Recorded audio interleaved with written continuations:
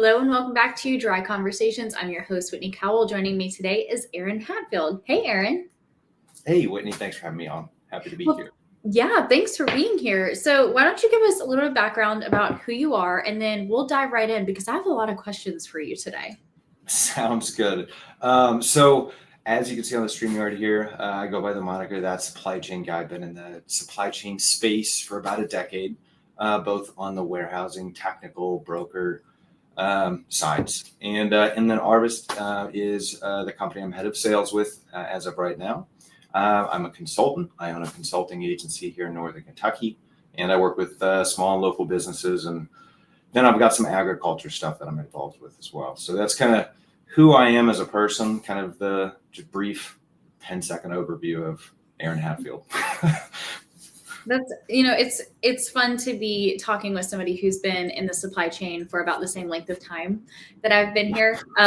Because you meet people along the way, but then once you're in it for so long, oftentimes we see so many different sides of the industry. By the time we get to that 10-year mark, Right. like I feel like I've seen it all, even though I've only seen a small window of it.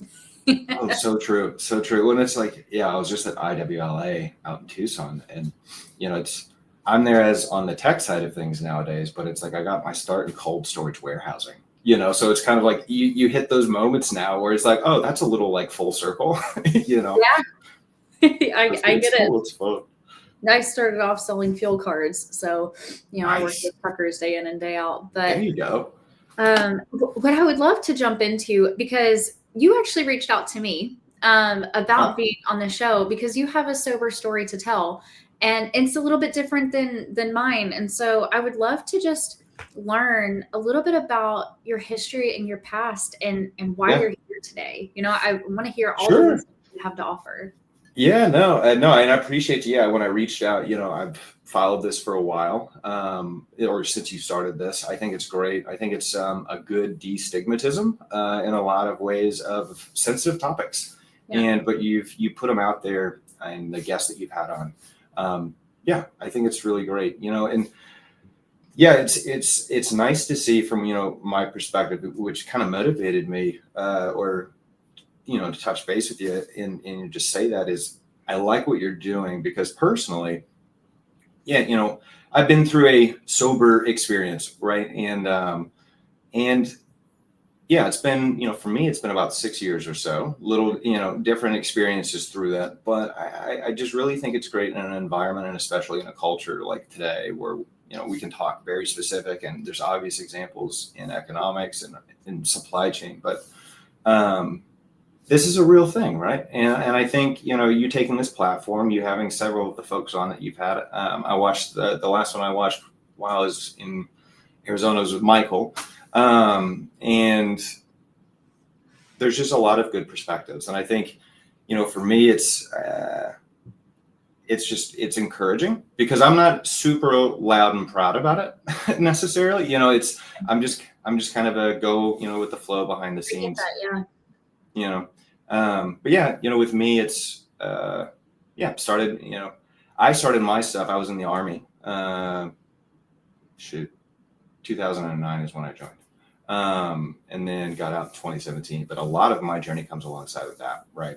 And it's just being young and not really having, just kind of like, I was 19, went overseas and stuff like that. And so it's like coming back and then even just down the road, I've had mentors in place that have helped guide, encourage, and so forth. But yeah, I don't know. That's just kind of not to geek out and word vomit there, but no, I think I don't know the way that the folks on that have come on and shared these perspectives and the platform that you've given, I think is great because there's so many people out there that have similar experiences. It might be different manifestations or like applications or whatever, but there's commonalities there that I think these are conversations worth having. Because if you take out the professional, if you take out the exterior, right, these are what makes you human, But Yeah. sorry. No, don't apologize. And I think it's great. Shout out to Michael. He's part of 3PL Systems. They're sponsoring this episode. Nice. It's a fantastic group. And like you said, there's what I love about the topics that are so taboo is there are so many differences as to how we got to why that matters to us. But if we really Yeah. start talking through our stories, we start seeing the commonalities really stack up. And I think that that's really important, is to say, like, yes, your journey and your experience and your life is uniquely yours, but also the way that you feel about the things that have happened and the way that you've had to go about finding healing, that's Right. not going to be unique to you. Like, there is a tribal path that you can follow. And if one doesn't work for you, there's another one right beside it that might.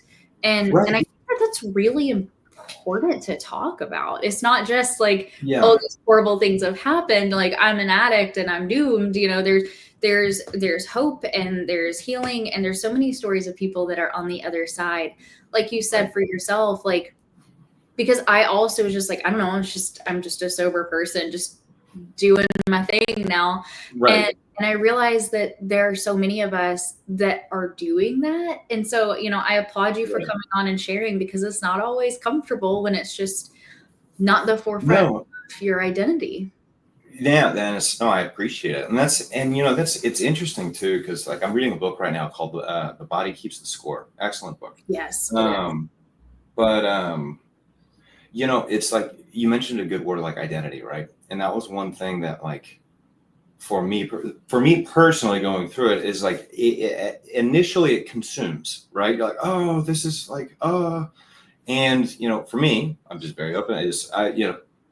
Uh, Anybody that's ever done step work or anything like that, or if you even understand the reference, it's is for me, it's I'm a Christian, and my journey coincides with that, where I know I have very good friends who don't think the same as me, yet are having very good journeys, and it's a good growth together, and I think Right. we live in a society that's so overstimulated. They want to throw three-letter acronyms and diagnoses at everything. And some of them are valid and some of them are good. And, science is science, but there is so much more to being able to, be open, be honest, and especially in a professional environment, is say, hey, yeah, this is what it is. But guess what?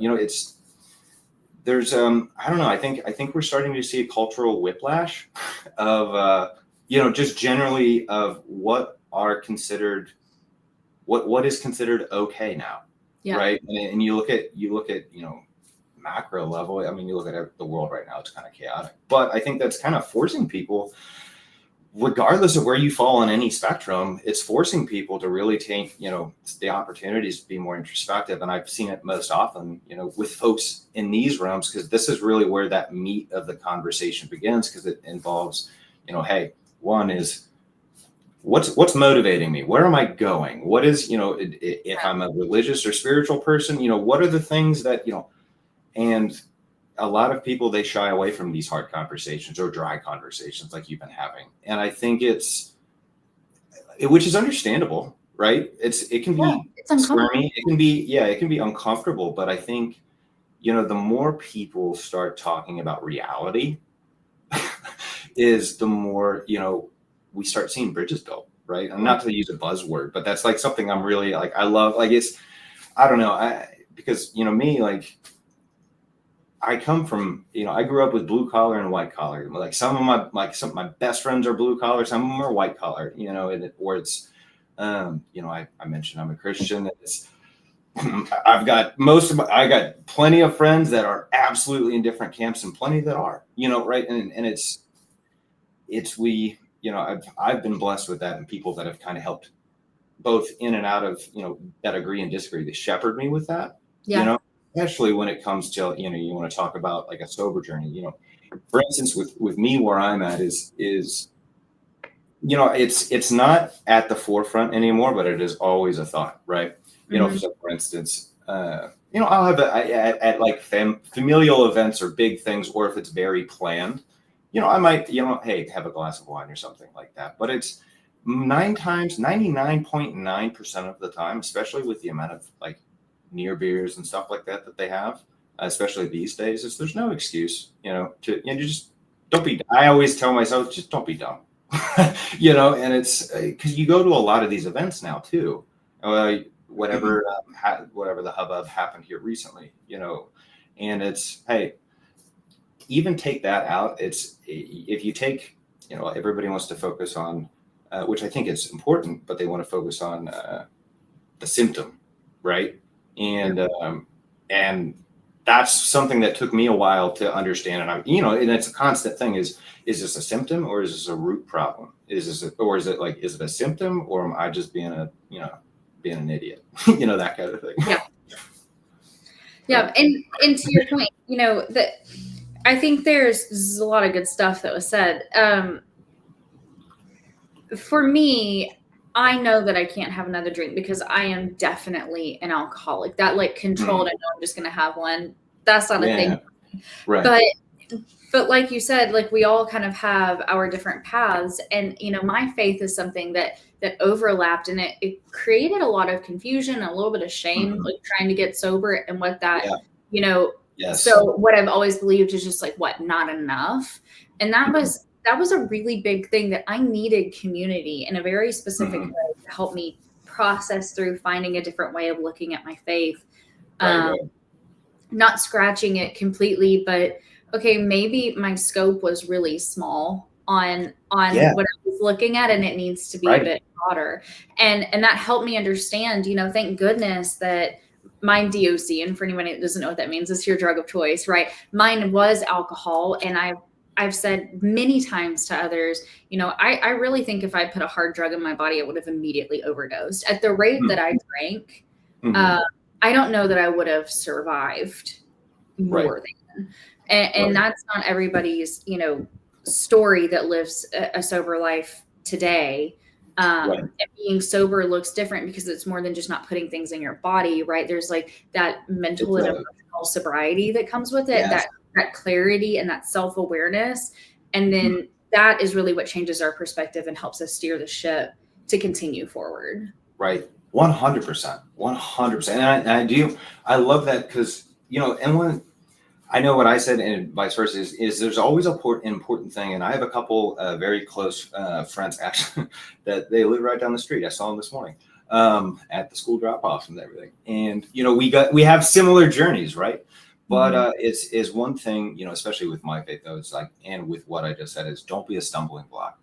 Yeah. And you mentioned self-awareness, is when you're around people is I think that's important, is regardless of how your journey looks, is you need to be very conscious and very aware. And it doesn't mean that you need to be walking on eggshells, but think of others, right? Is prefer others in that whatever X, Y, and Z scenario you're in, because, there's people that are in my corner, you've mentioned that, hey, if you do this, exactly what's going to happen, that kind of, and I'm just one of those big dummies that had to get thumped a couple times, to really kind of wake up to, oh, that's probably not a wise choice, so I really related to what you said on that narrow view and senses of shame that, especially if, depending on what your view on faith is, that can come with that. And that was, I can relate to that a lot of ways. There's a book, it's called Pilgrim's Progress, but they call it, there's this part, and it's called the Valley of Humiliation. It's talking about humbling and just the process, and there's a spiritual aspect to it, but it is really, there's a lot of, especially in the programs and stuff like that, it's influenced by that. But the beautiful thing is that it can bring everybody together, because it does require like you mentioned, a really introspective, calculated view on, am I being too narrow? What is, and 9 times out of 10 in my own experience, the answer is, yep, it's on you, bro. You got to expand your horizons a little bit. You got to take a step back, maybe, and just process, and that's on this side of my journey. Cause it's, I haven't, it's been a good run. Right. And, but I think that's with, I think you just always have to be conscious. You always have to be mindful. And I think that's kind of in the season that I am in life, right? I got a wife, got kids, got the whole 9 yards going, right? And mindfulness, intentionality, and I think that's something, because I know how, and I've got, whether it's called ADD or ADHD today, I don't know which one it is, but I've got it.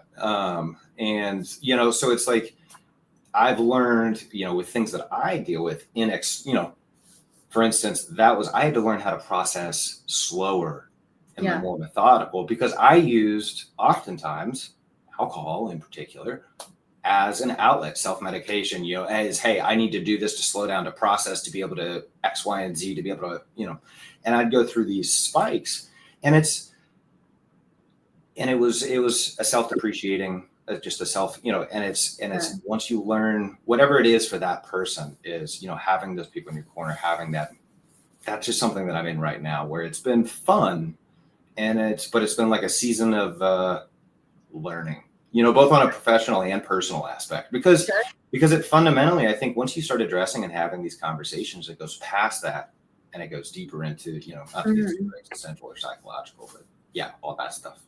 Yeah, no, I think it's always, I appreciate the waves of learning, because it lets me know that like I don't always have it figured out, and I never will have it figured out. And I'm pretty thankful for that, because I feel like my ego would just be out of control if I was like, no, I got this. Like, it makes me shiver thinking of that. Right. And it's a dangerous, because it's a slippery slope, right? Because you can find yourselves like in those moments, you're like up, and it happens, but it's, I can relate to that. And it's like, thank God, or, if you're not that person, good vibes, whatever is, just thankful that, there's that process now, right? Yeah. There's that recognition, but it came from people before me. Right. Came from people before you. And I think that's a humbling thing, is because, nothing that we're talking about today would have been possible without investment from other people. And it set that expectation for me, right? Of like, it's a lifelong journey. It's not just a, come in and you're cured kind of thing, right? Like it is, if it's something that you're susceptible to, if you have an addictive personality, you have to be aware that like, that isn't just gonna like poof, one day. Right. There's always an opportunity for it to come up, and it may not be drugs and alcohol, like it can come out in a lot of different ways. And so it's important to know that like, I have to be aware of myself. And I love the word intentionality. That was actually the year my husband and I got married. That was the word that we focused on for the year. Because we had to be really intentional about what we agreed on, was that we would continue growing like as individuals, but also together as a couple, so that we had our own unique paths. But like as a family, we have to have these like common shared things that we're working towards. Yes. And I love that, because it really comes down to that, because especially in our world, you can get so distracted, right? Yeah. You look at today, everything's stimulated at some degree, to some point. And it's, and I love that too, because especially like, when you get into marriage, when you get into what, just life starts happening, right? Is it really will start manifesting itself in ways you didn't expect, or it's like, oh, hey, it's like, I don't do X anymore, but I kick my dog. It's like, well, you probably, like, I'm glad that's not happening, but you probably shouldn't do that either. Like, so you have to be conscious. Like, I know that's an extreme, but it's like, I don't know anybody that actually does that, but you know what I'm saying? It's that focus, and it's, and it's, especially for people, like, I don't know. That's why, again, I like this, because you're being intentional with making it a point of conversation. And I mean, look how often that you've talked. I've seen it. I watch What the Truck too. Is, look how often you've talked with Tim Dooner, right? And it's like the amount of people that you've had on, or that you've been involved with, that I know of. And that's how kind of I got to know who you were, is through connections of like, oh yeah, I know who she is. Oh, I know. And it's like, oh, cool. And there's a lot of people that have, like, we're going back to it, common stories. And I think we're living in it's just coming to the surface now. It's like, hey, the life should be communal. It takes a village is a cliche statement, but it is a true statement, and how that manifests itself in each individual's life, especially from these types of conversations, is like, yeah, you're not alone. Like, even if that's all anybody ever takes away from it, it's just like, oh, cool. All right. Yeah. Great. It's because it's like, you know, because I feel like in our sickness, a lot of times we feel very alone. We've isolated ourselves, and also like internally, we feel very alone in our struggles. And I Right. think that everybody could pinpoint a moment in their life where they felt very alone in a situation where um, having community either would have been helpful or was absolutely transformative in Mm, overcoming that. right.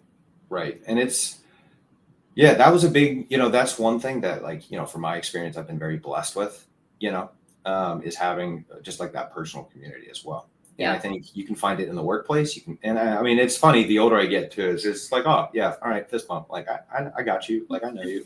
That kind of thing. It's like we don't have to talk about it, but we're cool. Right. Um, but then it's like with having that network, having just Mhm.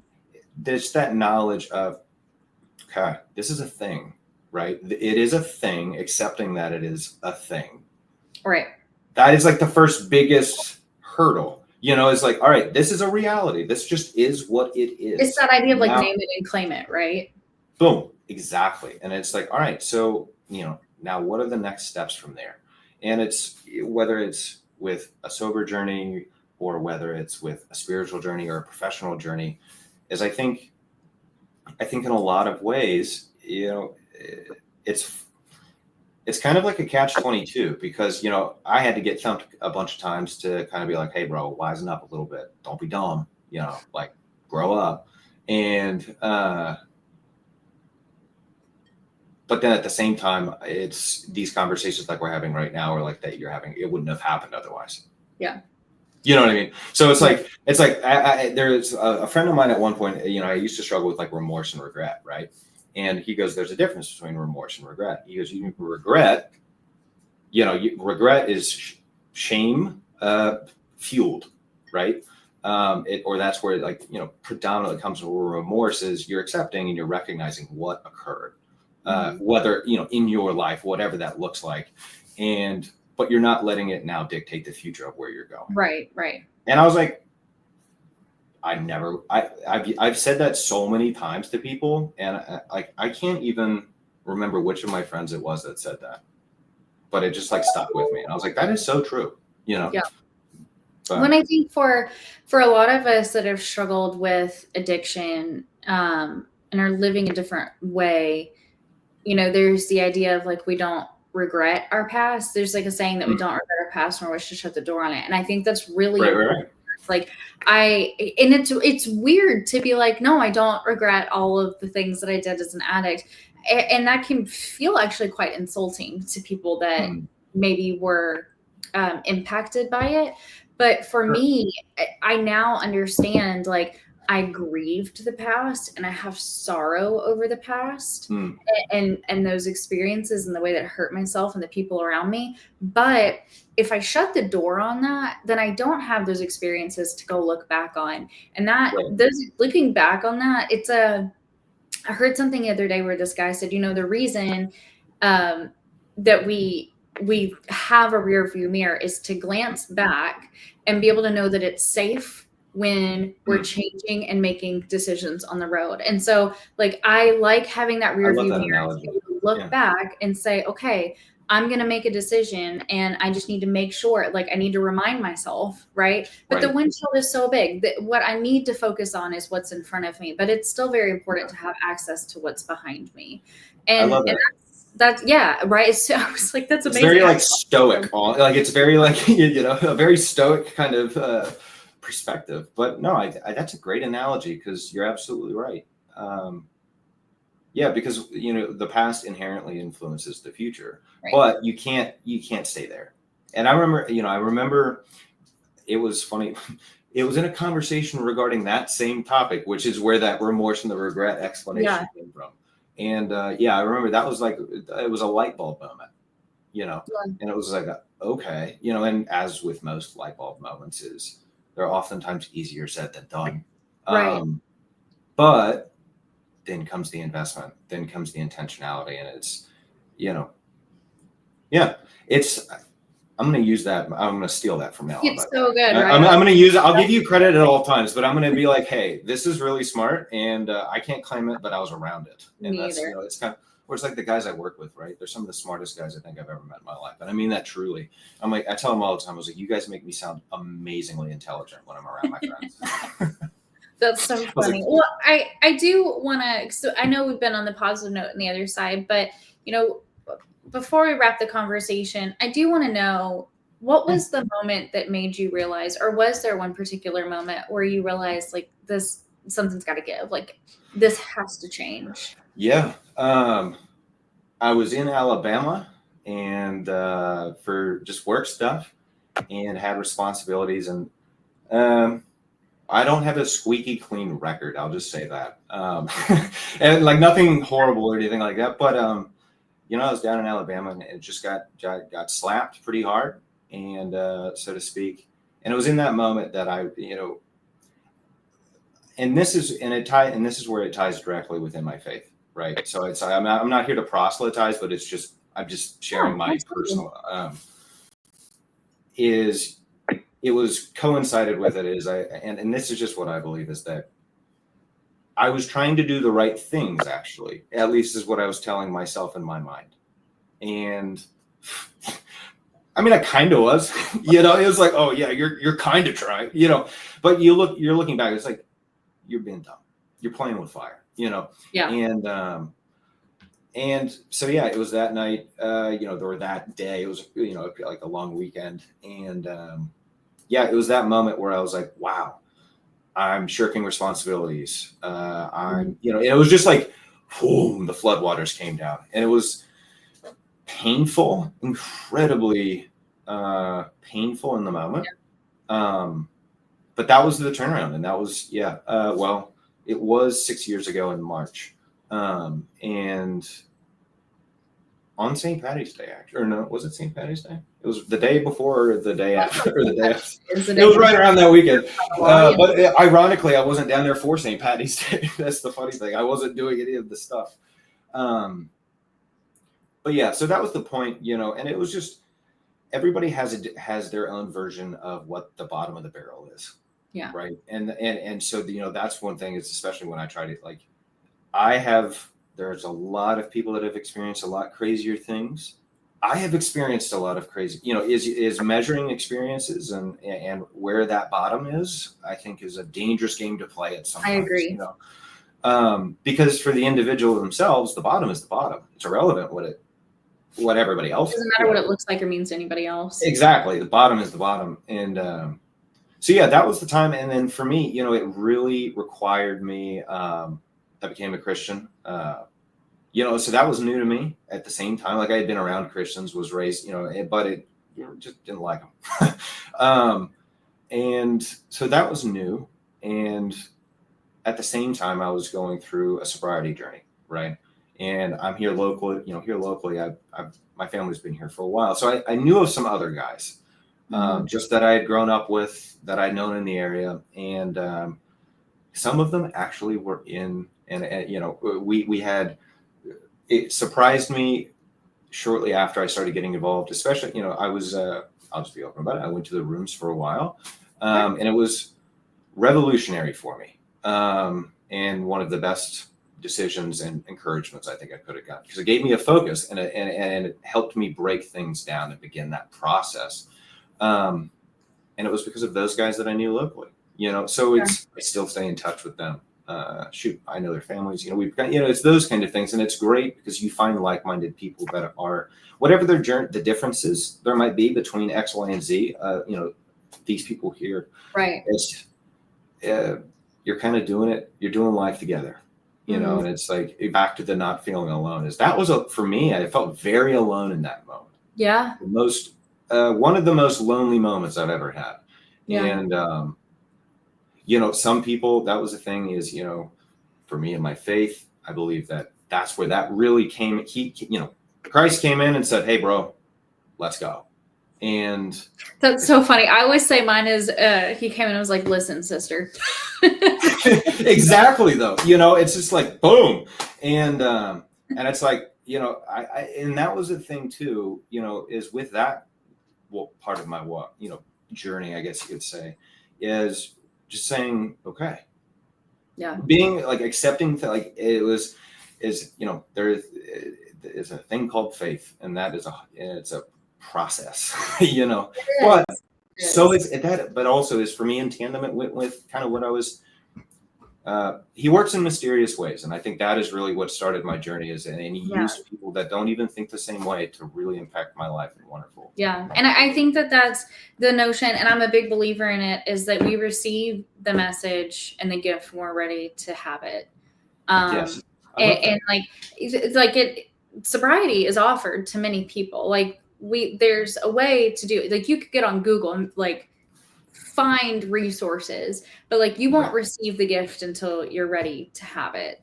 And exactly. I think the same, because that's a very similar way that like my faith, I would say, was like kickstarted in my adult life versus what I had always known and grown up around in my childhood.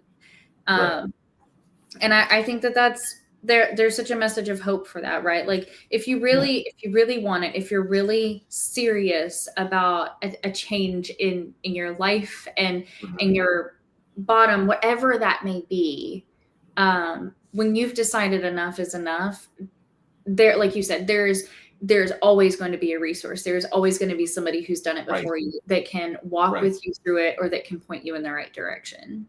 And they're some of the most compassionate people you'll ever see. Is what I found. And it's from this. It's like the whole never judge a book by its cover is the amount of people. It's like you are the most compassionate person I've ever met, and yet it's like some like heavy biker dude, I know, or something like that. It's a beautiful thing. But it really is. Yeah. Well, we are out of time. Aaron, this has been such a great conversation. Thank you so much for joining me.